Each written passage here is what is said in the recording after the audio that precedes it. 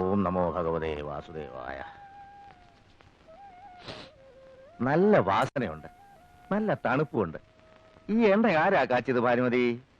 ഞാനാ. എന്താ പറഞ്ഞിട്ട്? ഇതിലെന്ത് സൂത്രമാ നീ കലക്കിയത്? ഇത്തിരി നെല്ലിക്ക കലക്കി. ഈ വീട്ടിലെ തന്തയ്ക്കും പിള്ളേർക്കും ഒക്കെ പ്രാന്താ. ഇത്തിരി തണുക്കുന്നെങ്കിൽ തണുക്കട്ടെ എന്ന് വിചാരിച്ചു. ഞാൻ ഒരുത്തി ഒറ്റയ്ക്ക് ഈ വീട്ടിനകത്ത് കിടന്ന് ചക്രശ്വാസം വലിക്കുക. നേരാമണ്ണം ഒരു ജോലിക്കാരിയെ കൊണ്ട് തരാനോ അല്ലെങ്കിൽ ഒരു കല്യാണം കഴിച്ചൊരു പെണ്ണിനെ കൊണ്ട് തരാനോ ഇതിനകത്തുള്ള ഒറ്റ ആണുങ്ങൾക്കും ചിന്തയേ ഇല്ല.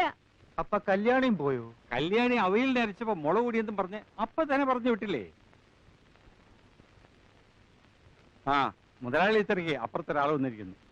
ആരാണെന്ന് വെച്ചപ്പോ അഹങ്കാരി പേര് പറയുന്നില്ല. മുതലാളിയെ തന്നെ കാണണമെന്ന്. തലയ്ക്ക് നെല്ലിക്ക വെച്ചിരിക്കുമ്പോഴാ ഓരോരുത്തന്റെ എഴുന്നള്ളത്ത്. എന്ത് വേഷമാടു? പുരുഷ വേഷോ? ധൈര്യമായിട്ടോ.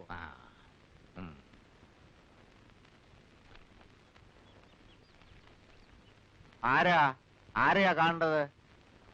താനെന്നാ ത്രിവിക്രമൻ മുതലാളി വിളിക്ക്, എനിക്കിത്തിരി ധൃതിയുണ്ട്.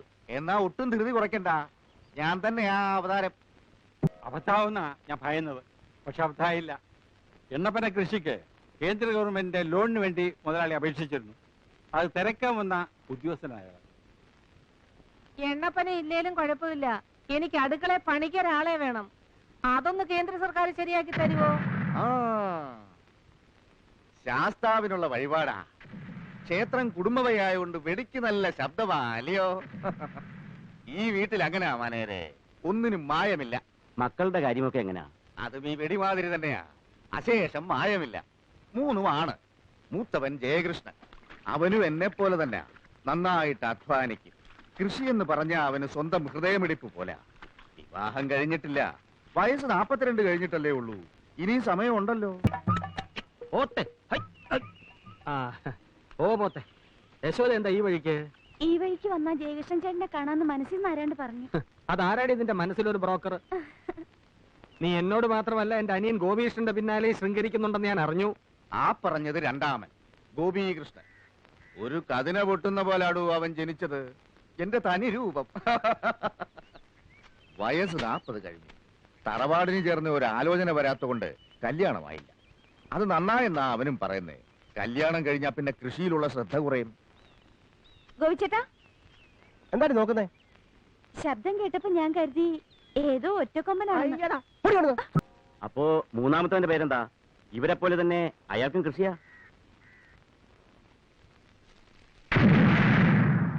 ആ വെടിപൊട്ടുന്നത് ഹരിക്കുഞ്ഞിന് വേണ്ടിയാ. അതൊരു പ്രത്യേക വഴിപാടാ. ഭഗവാനെ രക്ഷിക്കണേ. ഈ പടക്കത്തിന്റെ ശബ്ദത്തെക്കാൾ വേഗത്തിൽ എന്റെ ജീവിതത്തിൽ വച്ചടി കയറ്റം ഉണ്ടാവണേ. രക്ഷിക്കണേ.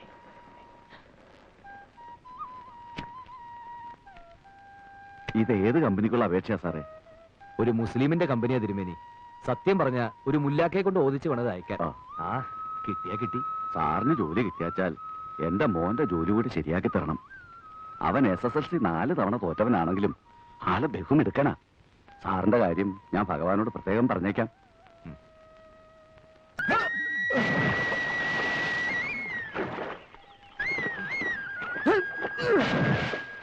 കലക്കാതെ കുളിക്കടാ. ശരി, എണ്ണപ്പനയുടെ ലോണ്ടാരി എന്താ? വന്നയാളിന് ഇത്തിരി കൈമടക്ക് കൊടുത്താൽ ശരിയാകുമെന്നാ പരമശിവൻ പറഞ്ഞു. കൈമുടക്ക് കൊടുത്താലും കാര്യം നടക്കുമല്ലോ. കൈ മടക്കുന്നതിന് മുമ്പ് ഹരികൃഷ്ണുമായിട്ടൊന്ന് ആലോചിക്കണം. ഞങ്ങളെ പോലെ അച്ഛനും എഴുത്തുമായനെ അറിഞ്ഞൂടാത്തോണ്ട് ആ പരമശിവൻ പറഞ്ഞു പറ്റിക്കും. കൊല്ല 20 ആയടാ, ആ പാവം എന്റെ കൂടെ നിൽക്കുന്നു. ഈ 20 കൊല്ലം കൊണ്ട് ആ പാവം വീട് 2 വെച്ചു. അതച്ഛൻ അറിഞ്ഞോ? അങ്ങേരങ്ങനെ ഉയർച്ചയുടെ പടികൾ കേറിക്കൊണ്ടിരിക്കുക. ഭാഗ്യമല്ല എന്ത് പറയാ. അച്ഛാ, ബ്ലോക്കിൽ കുറെ പുതിയ പയറുവിത്ത് വന്നിട്ടുണ്ട് കേട്ടു. നമുക്ക് കുറെ വാങ്ങി മേലെ പറഞ്ഞ് വീശിയാലോ? വീശിക്കോ. ഇന്നലെ ഒരുപാട് തേങ്ങ കളവ് പോയി. അല്ലെങ്കിൽ തന്നെ തേങ്ങയുടെ വില താഴോട്ടാ. അതിനിടെ ഉള്ളതും കൂടെ കള്ളന്മാരും കൊണ്ടുപോയാലോ? കക്കുന്നവനെ അള്ളു വെച്ച് പിടിക്ക്, എന്നിട്ട് കാല് തല്ലി ഒടിക്ക്. അപ്പൊ പരിഹാരം ഉണ്ടാവും. കാല് തല്ലി ഒടിക്കാൻ മച്ചമ്പിയാരാ മൈസനട്ടോ? അവന്മാർ തെങ്കിന്റെ തല വെട്ടും. വെട്ടട്ടാ, ഇന്ന് രാത്രി കാവൽ നിൽക്ക്, ഞാനും വരാം. മടവാളെടുത്ത് തെങ്ങിന്റെ മടലെ കുത്തിവെക്ക്.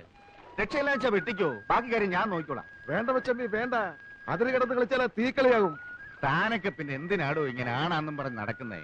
അല്ല, 24 മണിക്കൂറും ഇങ്ങനെ വെള്ളത്തിൽ കിടന്നാലേ ഉള്ള ആണത്വം പോവും. താനേ കാണ്ടാമൃഗം.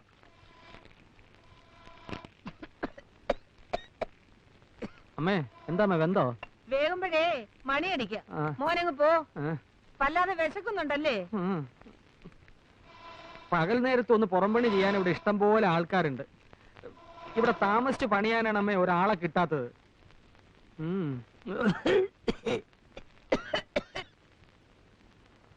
ജോലിക്ക് അപേക്ഷിച്ചിട്ട് എന്തായടാ ഹരികൃഷ്ണ, കിട്ടുവോ? ഈ വീട്ടിൽ നിന്ന് രക്ഷപ്പെടണമെങ്കിൽ എനിക്കൊരു ജോലി കിട്ടിയേ പറ്റൂ. പ്രൈവറ്റ് എങ്കിൽ പ്രൈവറ്റ്, പബ്ലിക് എങ്കിൽ പബ്ലിക്. ഞാൻ ചാടും. നീ ഒരു ജോലിക്ക് കയറുന്ന ഞാൻ കണ്ടസാടാ. നീ ധൈര്യമായിട്ട് കയറ്. വീട് വിട്ട് പുറത്ത് ജോലിക്ക് പോകുന്നത് അച്ഛൻ ഇഷ്ടാവോ എന്തോ. ഏതായാലും അച്ഛന്റെ സമ്മതം കൂടി അറിഞ്ഞിട്ട് പോരെ. ഇങ്ങനത്തെ ഏട്ടന്മാരുണ്ടാവുന്നതിലും നല്ലതേ ജനിക്കാതെ ഞാനൊക്കെ ഗർഭത്തിലേ തൂങ്ങിച്ചാണമായിരുന്നു. നാശം.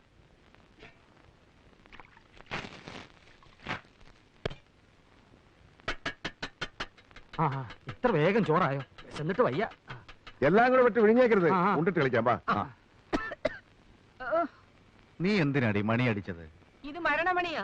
എനിക്ക് വയ്യ ഇങ്ങനെ അടുപ്പിൽ ഊതി ഊതി പ്രാണം കളയാൻ. ഒരുത്തി എനിക്ക് ഇതിനകത്ത് കിട്ടണം. അതിന് കഴിയോ? നിങ്ങളുടെ അവിടെ ഇന്നെല്ലാരും പച്ചവെള്ളം കുടിച്ച് ഓരോ ഉള്ളിയും കടിച്ചു പോയി കിടന്നോ. കാലനക്കാൻ വയ്യാതാ ഞാൻ ഈ പുഹയത്ത് കിടന്ന് കഷ്ടപ്പെടുന്നത്. ഈ ആണുങ്ങളുടെ വേഷം കെട്ടി നിൽക്കുന്ന ഒരൊറ്റ കഴുതയ്ക്കെങ്കിലും എന്നെ ഒന്ന് സഹായിക്കാൻ തോന്നുന്നുണ്ടോ? നീ ബഹളം വെക്കണ്ട, വഴിയുണ്ടാവും. എത്ര ആലോചന ഈ വീടിന്റെ പടി കടന്ന് വന്നതാ. ഒരുത്തിനെങ്കിലും ഒരു പെണ്ണിനെ കെട്ടിക്കൊണ്ട് വരാൻ തോന്നിയോ? ആ പറഞ്ഞ എന്നെ കൂടെ ചേർത്തല്ലേ? ഞാൻ കെട്ടില്ല. കെട്ടാൻ വെച്ച പെണ്ണ് കെട്ടിന്റെ തലേ ദിവസം വേറൊരു കോന്തന്റെ കൂടെ ഒളിച്ചോടി പോയത് പെങ്ങക്കറിയാലോ.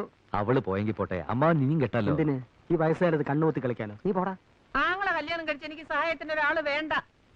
പോത്ത് പോലെ വളർന്ന രണ്ടെണ്ണം ഉണ്ടല്ലോ. രണ്ടല്ലേ പെങ്ങളെ, 3 പോത്ത്. ഹരിയെ ഞാൻ കൂട്ടിയിട്ടില്ല, അവൻ കുഞ്ഞ. നിനക്ക് തലയ്ക്ക് വട്ടാടി. ഇവർക്ക് കല്യാണപ്രായം ആയെന്നും വെച്ച് കണ്ട കാവാക്ഷിയെയും മീനാക്ഷിയെയും കെട്ടിക്കൊണ്ടുവരാൻ ഞാൻ സമ്മതിക്കത്തില്ല. യോഗ്യത വേണം, തറവാടിത്തം വേണം, കുലമഹിമ വേണം.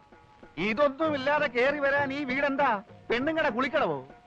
ഇതെല്ലാം ഉണ്ടെന്നും പറഞ്ഞ് പരമശിവം കൊണ്ടുവന്ന ഒരു ആലോചനയില്ലേ? അതൊന്ന് നോക്കിക്കൂടെ? മച്ചമ്പി, അത് നേരാ. ഒരു വലിയ തറവാട്ടിലെ ഏട്ടനെ അനിയനും മറ്റൊരു വലിയ തറവാട്ടിലെ ഏട്ടത്തെയും അനിയത്തെയും കെട്ടുന്നതിൽ ഒരു തരക്കേടുമില്ല. വെട്ടിയാൽ വാള് മുറിയുന്ന തറവാടാ അവരുടേത്. 500 കൊല്ലം മുമ്പ് ഇവിടുത്തെ നാടുവാഴിയായിരുന്നു അവരുടെ കാരണവരെ. കുലമഹിമ ഇതിലപ്പുറം ചിന്തിക്കാനുണ്ടോ? എന്നാൽ അന്നങ്ങേർ ഇവിടുത്തെ പേര് കേട്ടത് സിംഹമായിരുന്നിരിക്കണം. 500 കൊല്ലം മുമ്പ് ഇവിടെ മുഴുവൻ കാണായിരുന്നടാ. എന്റെ ഏട്ടന്മാര് കല്യാണം കഴിക്കുന്ന ആരെയായാലും കൊള്ളാം, അവർക്ക് ഇത്തിരി ഭംഗി വേണം. അതെനിക്ക് നിർബന്ധമാണ്. അതെനിക്ക് നിർബന്ധം. പെണ്ണാളെങ്ങനെ? നല്ല തക്കാളി, തക്കാളി പോലത്തെ പെണ്ണുങ്ങള്. പച്ചത്തക്കാളിയോ പഴുത്ത തക്കാളിയോ? മൂത്തവൾ ഇത്തിരി പച്ച, ഇളയത് ഇത്തിരി പഴുത്തതാ. എനിക്കങ്ങനെയാ തോന്നിയേ. ഇനി നിങ്ങൾ കാണും. കൊണ്ടു കൊടുക്കൂ കുട്ടി. അതിലേതാ എന്റെ ചെക്കൻ? ജാതക ചേർച്ച നല്ലപോലെ ഉണ്ടെന്നാ കണ്ടത്. ഏറ്റവും നന്നായി ചേരുന്ന ജാതകം തമ്മിൽ കൂട്ടിക്കെട്ടാം. എന്താ? ആയിക്കോട്ടെ. എന്താ വിരോധോട്ടോ? ഒരു വിരോധമില്ല. ഈ 2 തറവാട് ഒന്നിച്ചാൽ പിന്നെ ഈ കാർന്നന്മാരാണല്ലോ ഇവിടുത്തെ നാടുവാഴികൾ. പച്ചത്തക്കാളി വരട്ടെ.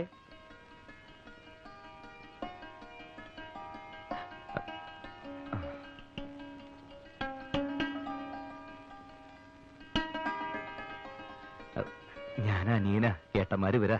അയ്യോ, പരിചയപ്പെടുത്താനങ്ങ് മറന്നുപോയി. മൂത്തവൻ അവൻ ജയകൃഷ്ണൻ, രണ്ടാമനായി ഇവൻ ഗോപികൃഷ്ണൻ. നേരെയൊക്കെ നോക്കി കണ്ടോടാ.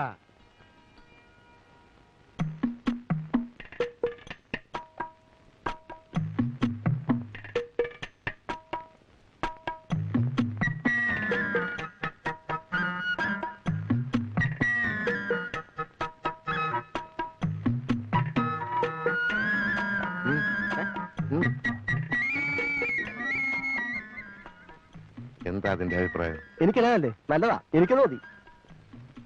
നിന്റെ കാര്യം എങ്ങനെ? എനിക്ക് ഇളയതിനെ മതി. എടാ, നിനക്ക് പറഞ്ഞു വെച്ചിരിക്കുന്ന മൂത്തേനെയാ. അതിന് എനിക്ക് വേണ്ട. അതിന് മൂപ്പിത്തിരി കൂടും. അമ്മാവിന് ഇതിൽ ഇടപെട്ട് എന്റെ കാര്യം കലക്കരുത്. ഇത് നടന്നില്ല, എനിക്ക് ഇനി വിവാഹമേ വേണ്ട. എന്താടി ഇരുന്ന് മോങ്ങുന്നത്? എന്താണെന്ന് അവർക്ക് ആ 2 പേരെയും വേണ്ടെന്ന്. 2നും പഠിപ്പില്ല അത്രേ. അത്ര നിർബന്ധാണെങ്കിൽ ഇളയവനെ കെട്ടിക്കൊള്ളാൻ നിർത്തി. അപ്പൊ മൂത്തവൾക്കും അവനെ തന്നെ വേണം. പുറത്ത് അതിൽ വലിയ പ്രശ്ന. 2 ആൾക്ക് ഇളയതിനെ മതി, മൂത്തതിന് ആർക്കും വേണ്ട. ഞാൻ എന്താ ചെയ്യാ? ഇവളുമാർക്ക് ഇത്രയും ബുദ്ധിയില്ലാണ്ടായല്ലോ.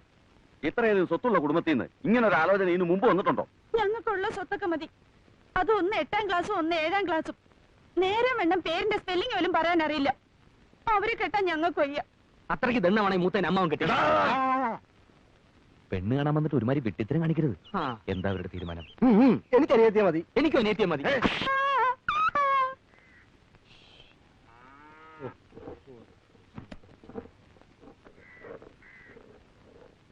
ഈ കല്യാണമെങ്കിലും നടക്കുമെന്ന് എഴുതി, അതും കലങ്ങി. ഇനിയിപ്പോ എന്താ ചെയ്യാ?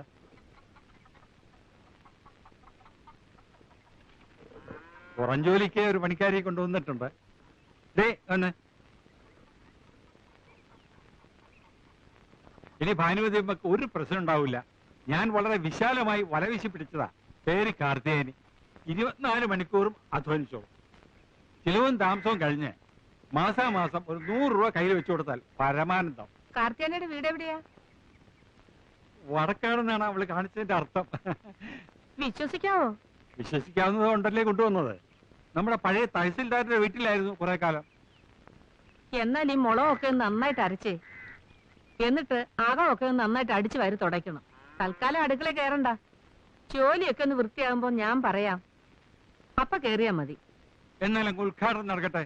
നേരെ മണ്ണം നിന്നാൽ നിനക്ക് നല്ലത്. എനിക്ക് അത്ര പറയാനുള്ളൂ. അരക്കണോ അല്ലേ? ഇപ്പൊ അരക്കാം. എവിടെ കൊണ്ടുപോകുന്നു?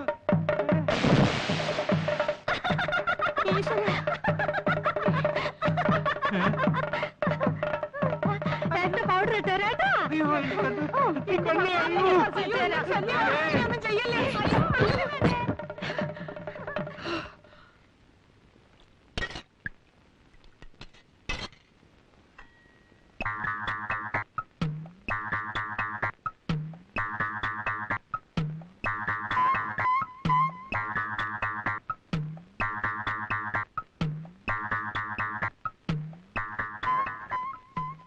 തഹസിൽദാരുടെ വീട്ടിൽ ഒരു മാസം നിന്നപ്പോ തലയ്ക്ക് സുഖമില്ലെന്ന് പറഞ്ഞ് അവളെ ആശുപത്രിയിൽ അയച്ച വിവരം ഞാൻ അറിഞ്ഞിരുന്നില്ല. അവരെ എപ്പോഴാ അവിടെ നിന്ന് വിട്ടത്? അതും വിട്ടതല്ല അത്രേ. സുഖമെന്നും പറഞ്ഞ് അവളെ ഇറങ്ങി പോകുന്നതാ. അവളെ അമ്മിക്കല്ലെടുത്ത് തന്റെ തല ഇട്ടിരുന്നെങ്കിൽ ഈ കഞ്ഞി ഞങ്ങൾക്ക് തന്നെ 16 ലിറ്റർ കുടിക്കായിരുന്നു. അതെ. എന്നിട്ട് അമ്മക്കുട്ടി കിട്ടിയോ? അത് ഞാൻ മുങ്ങി എടുത്തടാ. ഭാഗ്യത്തിന് അത് പൊട്ടിയില്ല.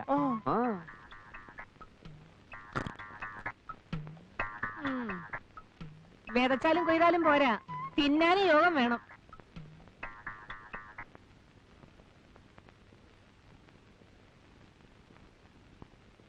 നീ ഉറങ്ങിയോടി?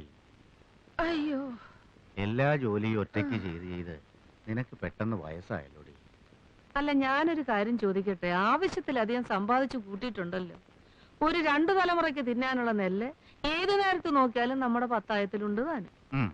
ഇനിയെങ്കിലും മക്കളെ അവരവരുടെ ഇഷ്ടത്തിന് വിട്ട് ജീവിക്കാൻ അനുവദിച്ചുകൂടെ? എന്ന് വെച്ചാൽ അവരോരോരുത്തരും അവരവർക്ക് തോന്നുന്ന ഓരോ പെണ്ണിനെയും കെട്ടിക്കൊണ്ടു വന്ന് കാരണവന്മാരും ഞാനും കൂടെ ഉണ്ടാക്കി വെച്ച സൽപ്പേര് ഇല്ലാതാക്കണം. അതല്ലേ നിനക്ക് വേണ്ടത്? ഓ, സൽപ്പേര്. ആ സൽപ്പേരാ എന്റെ 2 കാലിലും നീരായിട്ട് കിടക്കുന്നത്. കണ്ടോ? നിങ്ങൾക്കത് പറഞ്ഞാൽ മനസ്സിലാവില്ല. ഒന്നിൽ എനിക്കൊരു കൈസഹായത്തിന് ഒരാളെത്താ, അല്ലെങ്കിൽ ഒരു ഇത്തിരി സ്നേഹിക്കാൻ ഒരു മരുമോളെത്താ. ഇത് രണ്ടിനും കഴിയില്ലെങ്കിൽ നിങ്ങളെ ഒരു തന്തയായിട്ടും മക്കളെന്ന് പറയുന്ന ആ കോന്തന്മാരെ മക്കളായിട്ടും കണ്ടിട്ട് എനിക്ക് എന്താ കാര്യം? എന്നെ ധിക്കരിക്കുന്നത് നിനക്കൊരു ശീലമാ. അത് ഞാൻ കാര്യമാക്കാറില്ല. എന്നാ നിന്റെ വാക്കും കേട്ടോണ്ട് മക്കളാരെങ്കിലും കിടന്ന് തുള്ളിയാലേ മക്കളാന്നൊന്നും ഞാൻ നോക്കത്തില്ല. ഇതൊരു തരം മാടമ്പിത്തര. ഇത് ഒഴിവാക്കുന്നത് ആ വയസ്സുകാലത്ത് ബുദ്ധി. പണ്ടത്തെ കാലത്തെ കൊല്ലത്തിലൊരിക്കൽ ആൾക്കാർക്ക് വയസ്സ് കൂടുന്നത്. ഇപ്പൊ ഒരൊറ്റ ആഴ്ച കൊണ്ടാ ഓരോരുത്തർ കിളവന്മാരാകുന്നത്. ഈ മനുഷ്യന്റെ മനസ്സൊന്നും മാറുന്നില്ലല്ലോ ഭഗവതി.